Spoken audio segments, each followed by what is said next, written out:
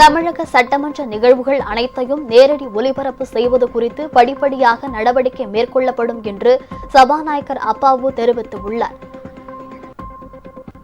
நெல்லை மாவட்டம் பாளையங்கோட்டையில் நடைபெற்ற மூத்த குடிமக்கள் உறவிடம் அடிக்கல் நாட்டு விழாவில் பங்கேற்ற பின்னர் செய்தியாளர்களை சந்தித்த அவர் இது தொடர்பாக சட்டமன்ற உறுப்பினர்களுக்கு பயிற்சி அளிக்க இருப்பதாக கூறினார்.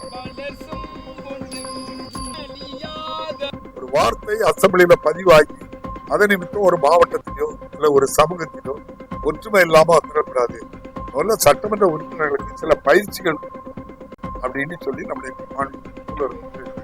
முடிவு செய்திருக்கிறார்கள். அந்த அடிப்படையில் தான் காரணம் சப்ஜெக்ட் விட்டு வெளியே போய் நம்ம ஆட்கள் ஏதாவது அரசியலுக்காக பேசுறாங்க. அவங்க நினைக்கிறது அரசியலுக்கு, ஆனா சமூக ஒற்றுமை, இந்த நாட்டினுடைய வளர்ச்சி, இந்த நாட்டு மக்களுக்கு இந்தியாவுக்கு என்ன வார்த்தைகளை பயன்படுத்துறதுன்னா ஒரு பயிற்சி கொடுத்து அதுக்கப்புறம் என்ன செய்யலாம்னு முடிவுல இருக்கு. அது நடக்கும். நல்ல இருக்கு.